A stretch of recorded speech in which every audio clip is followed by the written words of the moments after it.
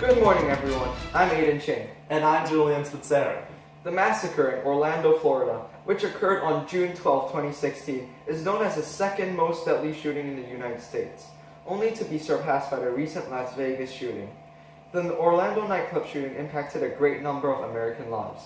The perpetrator is Omar Mateen, a 29-year-old security guard. He swore allegiance to ISIS shortly after the incident. 50 people died and 58 were fatally injured. Mateen specifically targeted the Pulse, a gay nightclub in Orlando, Florida, in order to express his radical Islamism. Additionally, this was an act of violence and hate against the LGBT community. The Second Amendment has been a highly debated and controversial section of the United States law. Many believe that it can lead to more deadly shootings such as the Orlando nightclub shooting or the recent Las Vegas shooting. JASC News reporter Sean Sun, now live at Ayala High School, with the thoughts from Ayala High School security officer Johnny. Sean. I believe that not everyone should own a gun.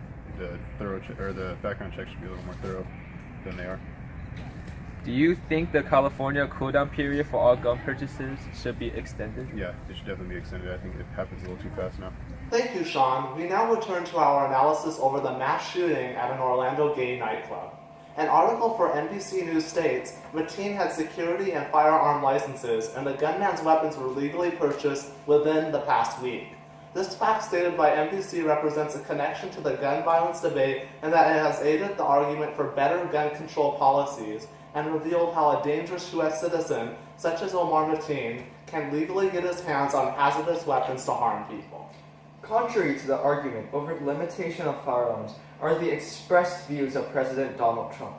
Rather than greater restrictions on firearms, President Trump has called for an increase in gun ownership in Americans in order to provide people with self-protection, and claimed that restriction on Muslims would significantly decrease gun violence. The Washington Post described in an article published shortly after the violence, Mateen had legally purchased 2 guns, a .223 caliber AR-15 type assault rifle and a 9mm semi-automatic pistol within the last few days. This information has provided additional facts on how gun control policies have not proven to stop all murderers from purchasing high-risk weapons, and also how the cool-down period for gun purchases has proven somewhat ineffective.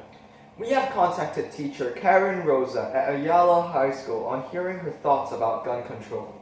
I think it's an important issue to discuss right now in our country, especially with all the shootings that we've had, mass shootings, large number of people being injured or killed. The New York Times explained in a post that the killer had carried out the worst shooting in United States history, leaving 50 people dead and 53 wounded. Although these figures have slightly changed since then, they have led various civil rights groups and ordinary citizens to question whether social injustice still exists surrounding the LGBT community and firearms ownership. These groups of people continue to push for change, using events such as the Orlando shooting as reasoning. And now, a brief break from the newsroom. When we return, the Orlando shooting's connections to Harper Lee's renowned novel, To Kill a Mockingbird. Excuse me. Hey! Hey!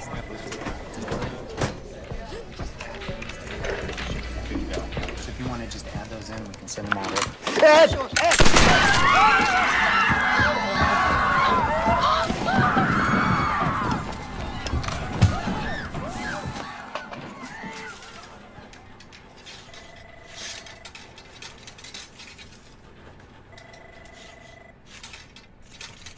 Welcome back to today's broadcast of JASC News. I'm Julian Spitzeri. And I'm Aiden Ching. The well-known novel To Kill a Mockingbird by Harper Lee has often been seen as a parallel to situations involving civil rights. Therefore, we present the following quote from character Atticus Finch. I wanted you to see what real courage is, instead of getting the idea that courage is a man with a gun in his hand. This statement is seen as a representation that just because a person such as Omar Mateen has a gun and can commit violence, doesn't mean he should be considered brave. Another statement from the same character, referring to the killing of the mistreated black character Tom Robinson, reads, 17 bullet holes in him. They didn't have to shoot him that much. This scenario is similar to the excessive shooting from Omar Mateen at a group of innocent minorities. As we wrap up today's program, we can consider these statements as comparisons of the causes, effects, and views of social injustice that resulted on the night of June 12, 2016. Due to gun violence, controversy over firearms control, and different views related to this event, the Orlando Massacre will likely be a remembrance for years to come. Coming up next, JASC 10 o'clock broadcast, insights on Atticus Finch's famous trial.